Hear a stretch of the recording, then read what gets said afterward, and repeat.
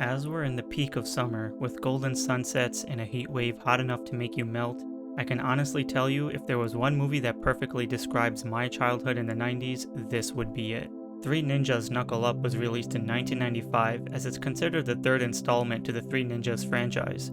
However, as I got older, I eventually discovered that chronologically, this was officially the second movie in the timeline, originally filmed around the same year of the first, but due to some issues, it wasn't released until years later.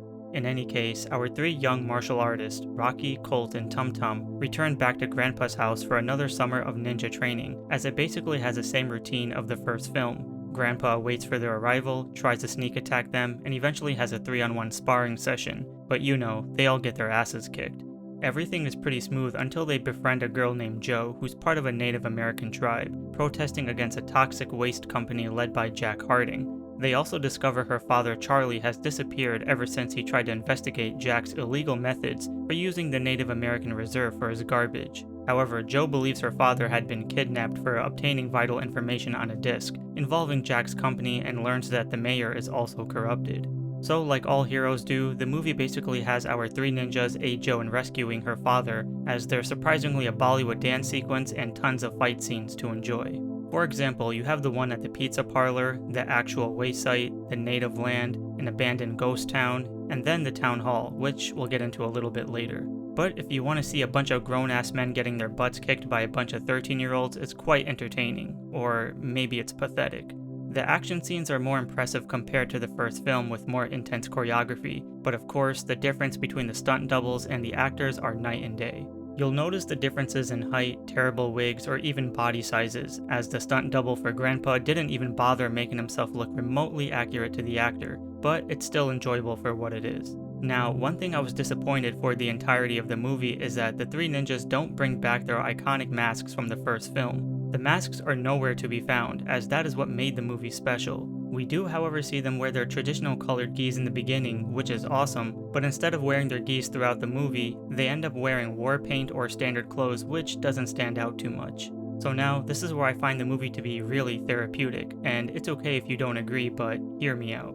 I love how we see the return of Grandpa's home as it's still secluded in the woods, and just seeing him water his flowers, stay cool in the summer shade, and just be at peace is life goals. He once again tries to teach the kids about more bullshit metaphors on how to walk the correct path and master the skill of a ninja, as this time he asks the famous question, what do the flowers say when they bloom? But to no surprise, the kids don't get it.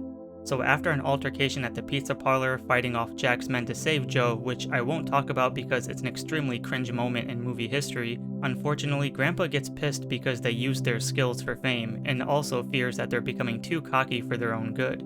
However, here's another one of my favorite scenes. Imagine it's the summer of the 80s and 90s, you're at your grandparents' house and you're going out to get pizza in a small local town. Alongside this, the interior charm of wooden panels, kids having fun and arcades to play, how awesome and nostalgic is that? Oh yeah, there's one scene where Tum Tum talks about the dentist and then they show a clip of a kid with the most crooked teeth ever. How rude. There's one scene that I always found funny, and that's after Jack Harding's men invade the tribe for an ambush, Jack tells his main crony JJ to get on the horn to contact mercenaries. But being the idiot that he is, JJ goes straight for the Jeep's horn and honks it. Very subtle comedy, but I loved it. Anyways, the movie does a great job showing us the vast land of the Native Americans and just how appreciative they are of nature. From flowers to grass to animals, their way of life has always been cathartic to me. I know the whole movie is heavily focused on the fighting, seeing the cruel nature of the white men versus the Native Americans involving their land, but to me, the movie is more about basking in on the nostalgia of youth. Being outdoors, soaking in the sunlight, the fresh air, and most importantly, taking advantage of the summer.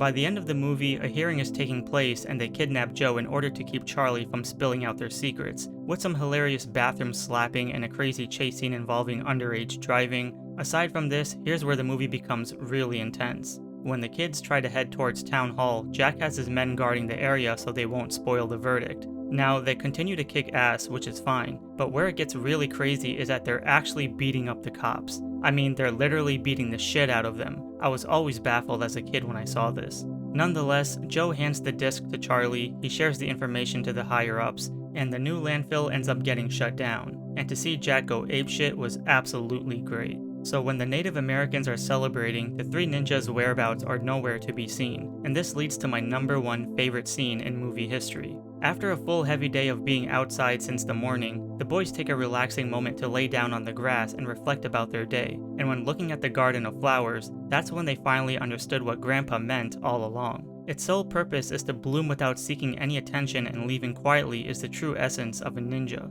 So to see Grandpa excited and proud of his boys is truly an admirable feeling. Plus, ending in backflips with stunt doubles is always a fun sight to see. I absolutely love this movie. Imagine you're back in time when you're in the peak of summer, and you have a wild adventure outside and end the summer knowing that the day has been saved. I remember doing the same exact thing when I was younger, being outside with friends, having the time of my life, coming home before sunset, having a nice shower, turning the AC on, eating delicious food and popping this movie in my VCR, knowing that the next day I had to go back to Blockbuster to return it. And I will admit, whenever I look outside at my backyard with the glow of the sunlight on the grass, I can't help but to think about the ending scene of this movie. It's truly peaceful. Let me know in the comments below what you think about Three Ninjas Knuckle Up, and I'll talk to you all next episode.